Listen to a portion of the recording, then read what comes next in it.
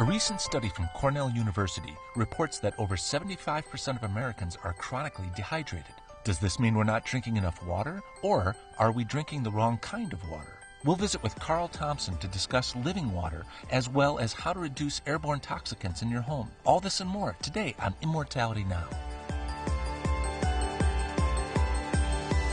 Major funding for Immortality Now was provided through an educational grant from Enviromed Sciences. Enviromed Sciences offers exclusive NASA and NSF certified technologies that remove more than 99% of indoor air, water, and surface toxicants. Get peace of mind protection for your home, family, and office. To learn more, go to enviromedsciences.com.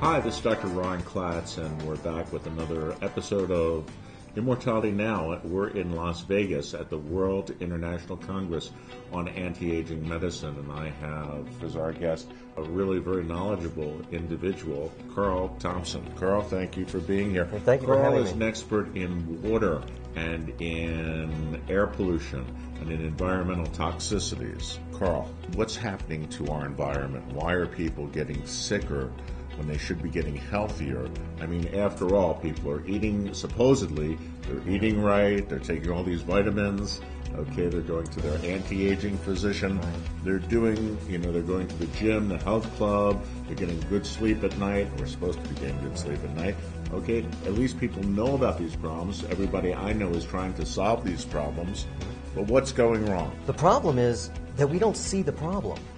In 1930, the rate of cancer alone was 1 in 3,000 would get cancer in their lifetime. So that was the rate in 1930.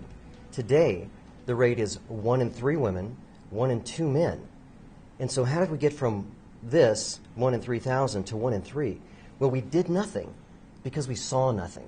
And the challenge is that we don't see the environmental toxic burden. We don't see the toxins in the air.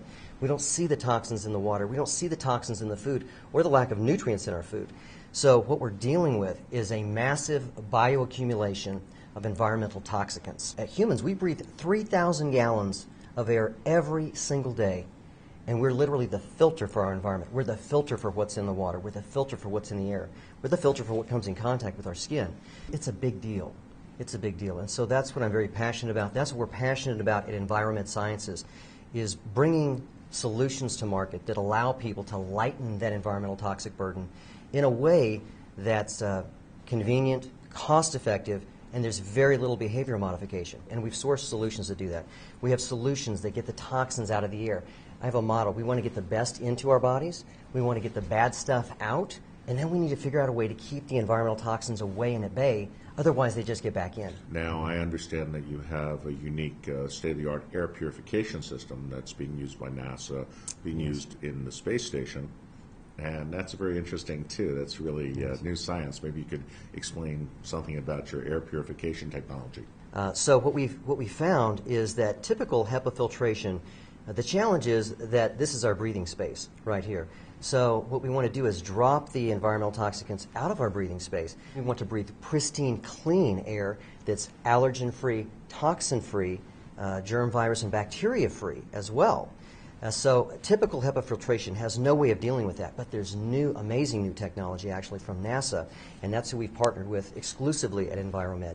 And what this technology does is it casts pulsed ionization out into the space that drops any particulate, even nanoparticulate, to the ground out of our breathing space. It's much more effective, covers 3,000 square feet, so anything that enters our breathing zone drops to the ground proactively, and there's never a filter to replace, so it's very cost effective. The other thing that happens is it casts out hydrogen peroxide molecules.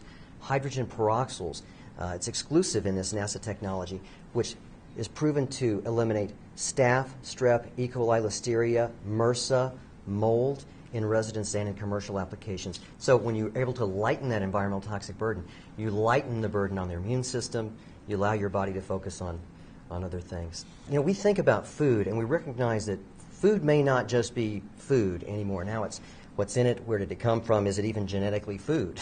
What our bodies appreciate is food. And I've come to recognize that water is much the same way. It really matters the makeup of the water. Are we taking in water that our bodies appreciate as water? The latest data from Cornell University is that over 75% of us Americans are chronically dehydrated. How can we achieve homeostasis when, if our recipe calls for, let's say, a gallon of water a day and we're giving it something less than that? Would the recipe ever come out correct? And the answer is no. So getting what our bodies appreciate as water is a very big deal. And how much water is that? I mean, is that a gallon a day? How many glasses a day of water is Well, it? it's typically, the recommended amount is about half of the person's body weight in ounces. Mm-hmm. Okay, half the person's body weight in ounces in water that our body appreciates So as if you water. were 200 pounds, you'd be drinking About 100 ounces. 100 ounces. Right. But the key is to drink the right water. So if we're going to drink water, doesn't it make sense to drink water that works versus water that doesn't work?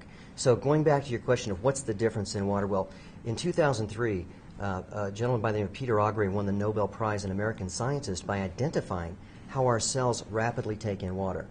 And this is called the aquaporin channel. And the interesting thing about this aquaporin channel, which is pretty much unknown, people would recognize the aquaporin, but they don't really understand the mechanism. The interesting thing is just like my coat right here, the aquaporin has a lining.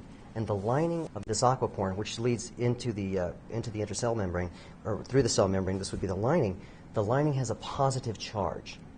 And what that means is that water that has a positive charge is not highly bioavailable. Positive doesn't draw positive. So if we have water that has a negative charge, it's highly bioavailable. It allows the water to enter the cell, carry oxygen, nutrition, hydration into the cell, and then actually flush fat and waste and toxins from the cell. And that happens because the water is recognized and appreciated as water. Now, if we compare this special type of water that I'm referencing versus, let's say, tap water or bottled water, most of the water that comes from the bottle has a positive charge. It's proton-rich, and most of the water that comes from our tap is proton-rich because we've had a lot of proton-rich chemicals added to the water. So that's basically made both of those bottled water and tap water very much non-bioavailable. And it's my belief, and it's sort of backed up by the Nobel Prize, that negative charged water is highly bioavailable to our bodies. And Dr. Klatz, we actually have a demonstration where it's very visual to people, where you can witness the charge in the water, and we can fully explain this very well with a demonstration that's easy to understand. We do this back at our booth. We're here at the booth further elaborating on this concept of water that works and why water possibly isn't working for a lot of people that are drinking water. Cornell University reports up to 75% of Americans are chronically dehydrated. What's the problem? Well, the problem is our water isn't working. So what we need to do is we need to find water that's highly bioavailable, that our body appreciates as water, and I'm going to show you how that works with a simple demonstration. This is a redox meter. It's an ORP meter. It measures oxidation reduction potential for any particular beverage that I place this in. Basically, it's measuring whether the solution is proton-rich, meaning it's an oxidant and oxidative, or if it's electron-rich, meaning it has the ability to donate electrons and be antioxidant. So 75% chronically dehydrated. The first thing, and we drink water from a bottle or we drink water from a tap. That's pretty much where everybody's getting their water. This number, 196, 195, that's an oxidant. That's a positive number. It's proton-rich. It's oxidizing. It's actually slowing our recovery. It's contributing to aging, to our cellular breakdown, to oxidation.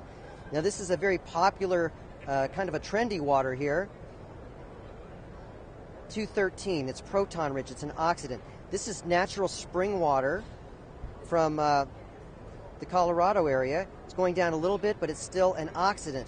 And then we have things like, we probably recognize that this soda, we can see how oxidative that is. And then we have sports drinks, things that we give our athletes and our kids. Well, that's up there similar to the soda. So what does this mean? The water has a positive charge, or these beverages have a positive charge. So we're drinking water from a bottle or we're drinking water from a tap. This is recently drawn tap water. Now watch what happens when I place it in the tap water. The tap water is actually more oxidizing than the soda. Most people have no idea this is going on. It's because the water is produced with proton-rich chemicals to kill the germs and the bacteria. The problem is it renders the water very positively charged and turns it to a state that our body does not appreciate as water. And I'll elaborate on that in a second. It's going to go up to about 450, almost 500 proton-rich. Now, let's contrast that with what I refer to as water that works, water that's pristine, clean, and generated through an electrolysis process. This is electrolyzed reduced water. Now watch what happens. Do you see how that instantly jumps to a negative? That's a massive amount of electrons that are being donated to our body. Free radicals are missing electrons, and we're donating electrons. We're able to slow the oxidative process by donating electrons to our body. And interestingly enough, water on the earth, water in the ground, springs, wells, all have a negative charge inherently. They're subject to the Earth's negative charge of the electromagnetic field. As humans, I believe we were designed to get water that has the Earth's charge, has the negative charge, it's rich in oxygen. The oxygen has the negative charge, the two hydrogens have a positive charge. So water that's alive, that's living, that's oxygen-rich is what our body appreciates as water, and that's water that works. Immortality Now is made possible through an educational grant from Enviromed Sciences. To learn more about how to get living water in your home or to get a free home toxicity test, visit EnviroMedSciences.com. Additional support was provided by Energy Development, better health through non-invasive technology. For more information, go to energydev.com.